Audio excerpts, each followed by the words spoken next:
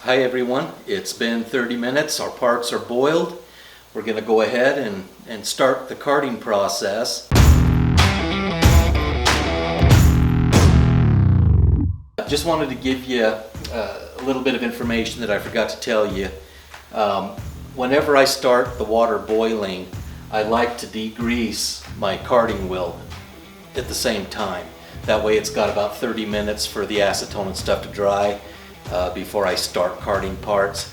So I just have a bowl, put a little acetone into it, I come up underneath, give it a couple of dunks, set the bowl here, let it kind of drip into there for a little bit. And I mean, it only takes a few seconds and you can remove the bowl, but it should be dry, it should be ready to go. I've put on some cotton gloves. They seem to handle the heat better when you're pulling parts out of boiling water. So we'll start with these. I'm going to go grab a part right now. The main thing that we want to do is we want to get these parts dried as quickly as possible. If you leave water on there, it could cause spotting in your glue job. So I'm going to go pull the parts one at a time here. I'm going to grab the magazine tube first and show you that process, and then we'll probably just go ahead and card it so you can immediately see the results of what we've done today. So hold on a second, I'll be right back. I like to use the air compressor for drying. Quick job. And then of course the heat from the part itself helps in the drying process. We're just going to go ahead and card this real quick. Take these gloves off. Put on my nitrile gloves. This is the part that some guys would tell you, no, don't ever do this, don't handle the parts from, once you get to the solution stages, just don't touch them. I like the control I have better by using the gloves, and as I mentioned earlier in the first video, I like to degrease after each carding, so it helps with that process anyway. If you don't want to degrease, then by all means, handle it by the wire, get yourself a screwdriver or a wood dowel and card the part like this. But I'm going to use my hands. One thing that I do need to be careful of is I need to be mindful of where this wire is. I don't want this to hook into my wheel and end up damaging me or the part. So let's go ahead, let's get this thing carded and see what we have. We're going to put our face shield on. I have the carding wheel set at 800 RPMs. It fluctuates a little bit, but you want to be around 800 RPMs while carding. So let's go ahead and do that. We'll just double check that we're around 800 RPMs. It looks like I'm bouncing between 800 and 810, so we're good to go. I don't know if you can see that, but you can see how that black velvet is coming off, and I'm ending up with a nice shiny gunmetal gray color there.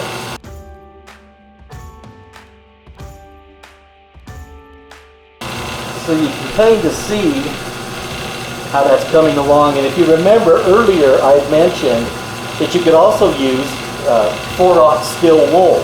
So I'm going to go ahead and do some of this with the 4/0 steel wool as well. And as you can see, it takes a little longer, but it definitely does the job. But I'm going to go ahead and I'm going to finish this whole thing up on the wheel. I like to come at it in all directions, going lengthwise here, but also, as you see, going around the tube this way. Just all the different ways to card this, to get that black iron oxide off of there.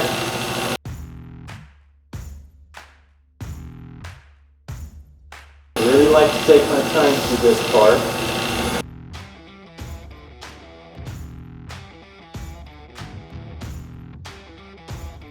There you have it. I don't know how clear that is for you, but boy, that is a nice, pretty even color all the way across this magazine tube. And yeah, the solution, boy, it really etched in there well. I can't imagine how much better this is going to look when we get out to 10 to 12, maybe even up to 20 applications. I like to apply the solution and keep boiling, keep carding until the part basically stops rusting. At that point, I know I've etched deep into the metal. And I don't know if any of you have ever experienced buying a rifle at the store. It's been hot caustic glued. You head out, go hunting with it or shooting with it. Maybe you're packing it through the brush, and then you get back to the truck and you look at the barrel and the bluing's been rubbed off. That doesn't happen with this. The hot caustic bluing process, like I mentioned earlier, only takes about 15 minutes in the bluing tank before you start the cleaning processes. And so it doesn't get the chance to etch as deeply into this metal as what we're going to be doing here with this one here. That's one of the reasons that this process, though it's more expensive, definitely more time consuming, is used on only the most expensive of guns. Definitely on your double barrel shotguns, because they cannot be hot caustic glued. If you put a double barrel shotgun into a hot caustic bluing tank with those salts that are used, the gun will fall apart. The barrels will separate, the silver brazing in them can't handle it. So once I get to this point, I've carded the part. I go ahead and I place the part back into my acetone just to degrease it. I know I've had gloves on, I know I've not touched it with my bare skin, but why risk it? It doesn't take long. I don't soak it for really a super long time.